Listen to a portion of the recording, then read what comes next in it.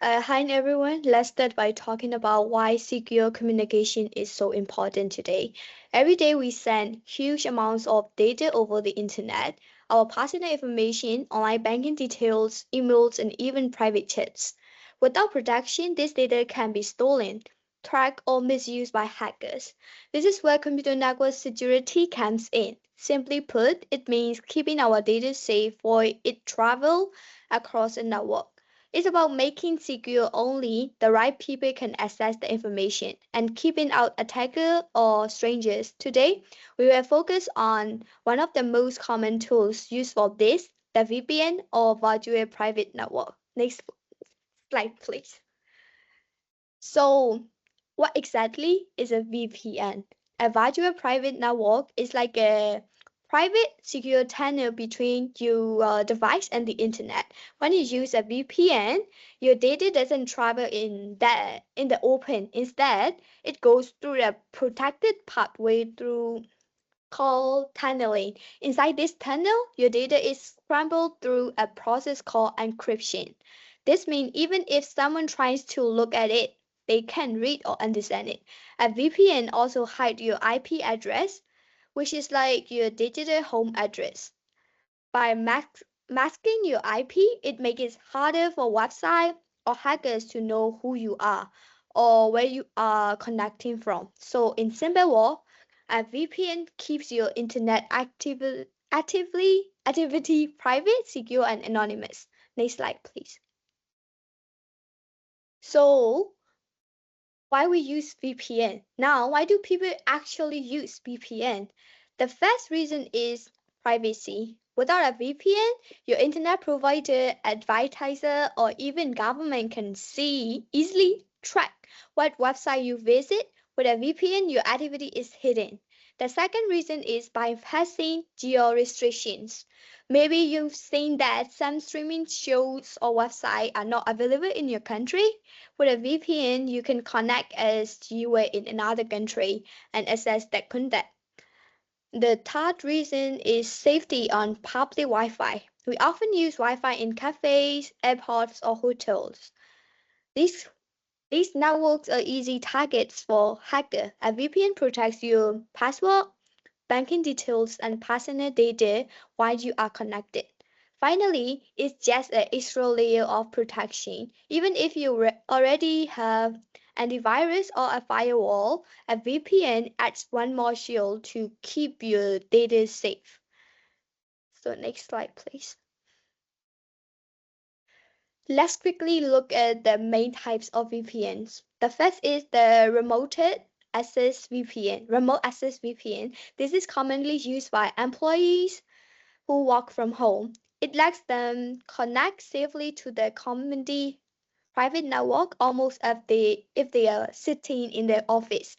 The second is the site-to-site VPN. This is used by business that have office in different cities or countries.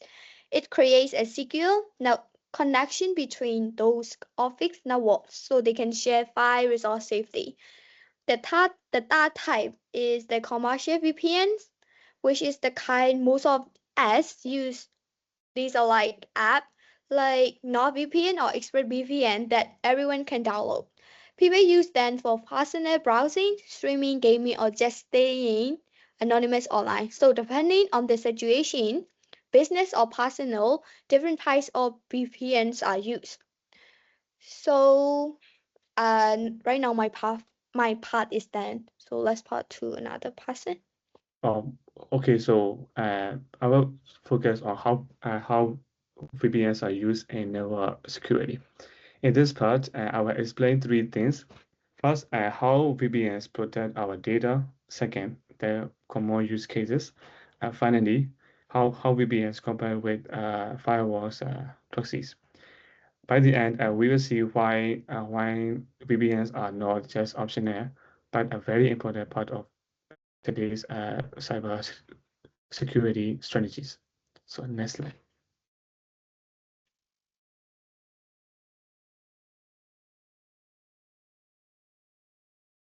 So this slide is about how VPNs protect data uh, network security. And the most important contribution of VPN is encryption. It creates a secure channel between your device and the internet, like sending information through a secret pathway. Without VPN, data such as passwords, emails, or banking details can be intercepted by hackers. But with a VPN, the same data looks like scrambled code, making it useless to attackers. This protection is especially valuable on public Wi-Fi, like in airports or cafes, where many cyber attacks usually happen. In short, VPNs keep our sensitive information private and give us peace of mind when we connect online. So, all right. So, this slide is about use case for business and individuals. So, VPNs are widely used by both businesses and individuals. For companies, they allow remote employees to safely connect to internet systems, share file securely, which is very important in today's remote world culture.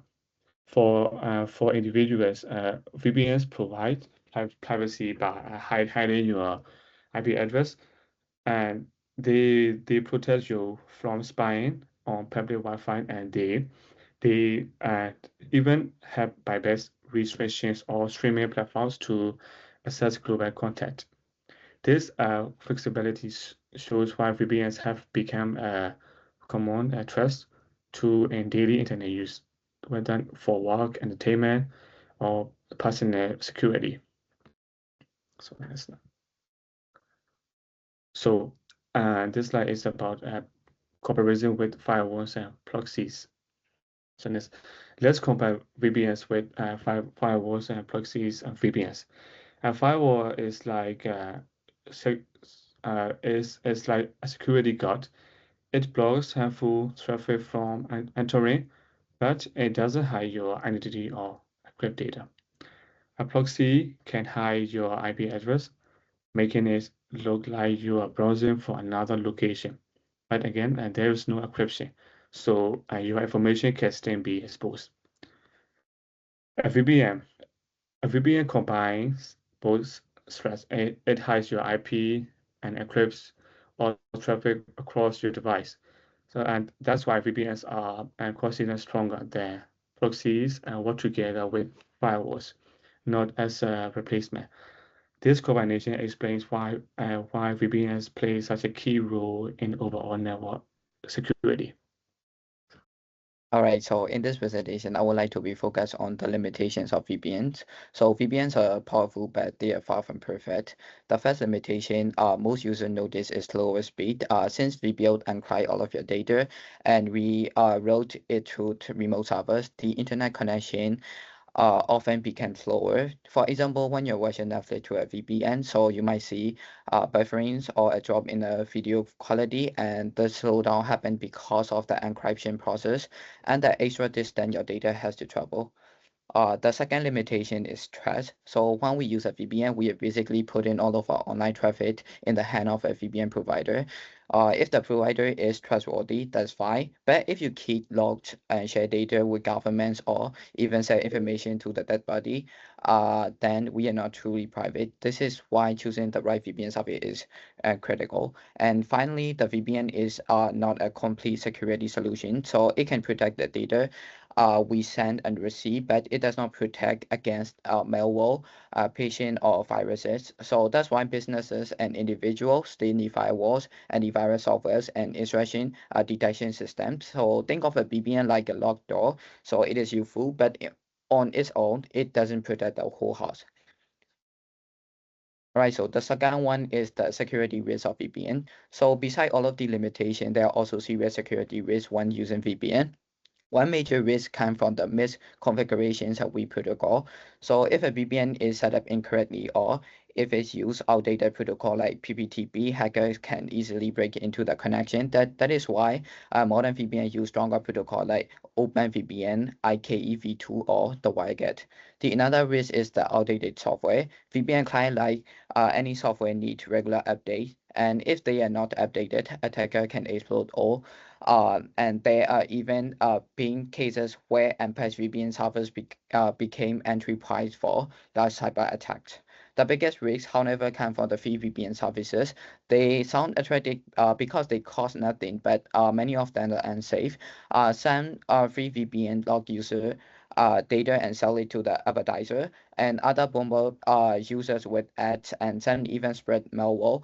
For example, a 2019 study showed that more than 80% of free VPN apps on Android ask for like excessive permission, and some even contain spyware. So like instead of protecting user, free VPN can actually expose them to more danger. All right, so the next slide is the futures of VPNs and network security. Despite the challenges, VPNs are stay evolving and will continue to play a role in the cybersecurity. The futures of VPN lies in the uh, integration with modern security model. One of the biggest trend is the move toward the zero trust network. And the zero trust model, no user or device is trusted automatically, not even if they're ready inside the network. Every request to access data has to be verified continuously.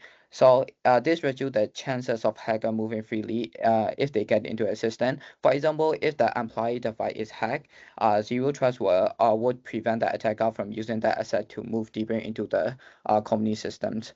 Another development is SASE, or a Secure Access Service Edge. So this framework combines VPNs, firewalls, and the cloud-based security into one package. Is especially useful for businesses with the employee working from different locations, because instead of relying on the separated tool, everything is managed through one integrated cloud solution. And finally, the rules of the artificial intelligence in VPN is growing. AI can analyze the traffic patterns, detect unusual activity in real time, and even automate response to potential threats. Imagine a VPN that notices suspicious behavior on your connection and instantly block it. Without waiting for human intervention, this is where VPNs are heading, become smarter and more protected. So to wrap up, VPNs remain a vital tool in today's digital world. They protect communication, safeguard privacy, and help us stay secure on public Wi-Fi. However, they are not a perfect solution.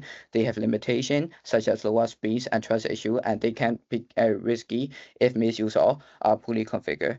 The future of VPN will depend on how they adapt. With zero trust model, SASE, and AI-driven automation, VPNs are evolving into a part of bigger, smarter security strategy. They will not replace other tools like firewalls or antivirus software, but they will work alongside them to build stronger protection for both individuals and organizations.